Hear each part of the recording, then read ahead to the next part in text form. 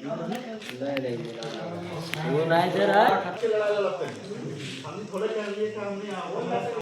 Setting हो रही है अभी, जितना मारिएगा ना सब में 60% खुद ही मंगवाता है। मैंने इनको जमुआ देना है, देवली देना है, गावा देना है, तीसरी देना है, राइस दो बोतल में इतना लेट संजय कहाँ है? का लोड कर रहा है। घंटा 2 घंटा में आ जाएंगे। कितना लिखित है देखिए जी, ट्रांसपोर्टर कटेंगे क्या अपना अनाज ले रहे हैं, आप यहाँ अनाज दे रहे हैं, उसका क्या प्रूफ है? मदन सिंह संग हम लोग को इसका चाबी तभी नहीं लेना है, बस अभी नहीं जाएगा वो।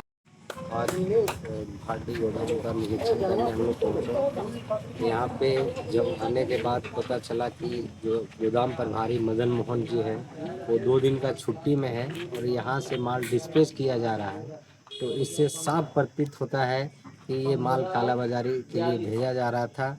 और जब गोदाम का अंदर हम लोग प्रवेश किए, घुसे, जब जांच किए तो जो बोरा से चावल जब निकाल के देखा जा रहा है तो उसमें चावल के नाम पर 40% इसमें खुद ही मिला के डिस्पैच किया जा रहा है। इससे जांच का विषय है और जांच कर इसमें ये डीएसओ साहब को भी हम पत्र लिखेंगे और जांच कर उसे कार्रवाई करने का बात करेंगे। नहीं, आज तो जब हम लोग यहाँ पे पहुँचे तो देखने को अजीब ही मिला कि जब गोदाम प्रबंधक जो है वो जब छुट्टी में है तो यहाँ से आखिर माल डिस्पैच कर कौन रहा है।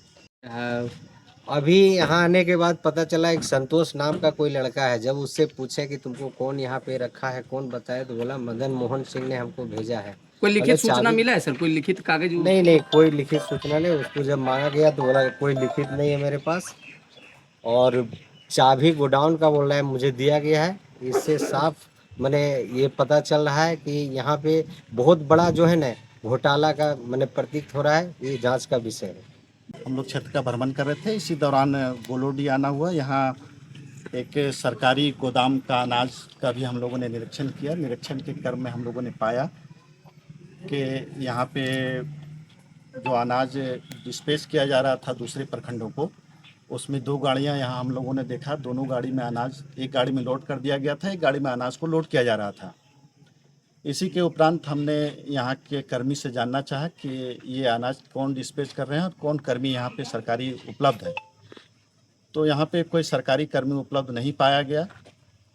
एक संतोष नाम का एक कर्मी स्टाफ मिला जो अपने आप को कह रहा था कि हमको गोदाम चलाने के लिए आज के दिन के लिए चाबी यहाँ के गोदाम प्रबंधक ने दिया है, हम इसके लिए डिस्पैच करें। जब उनसे कागज़ और यहाँ के डिस्पैच चालान की मांग की गई तो उन्होंने कहा कि ये मेरे पास कुछ नहीं है। उसके बाद हमने प्रखंड विकास पदाधिकारी को इसकी सूचना दिया। प्रखंड विकास पदाधिकारी महोदय यहाँ आए और उसने भी ये कहा कि यहाँ के जो गोदाम प्रबंधक है वो 2 दिनों की छुट्टी का आवेदन हमको दे करके गए हैं।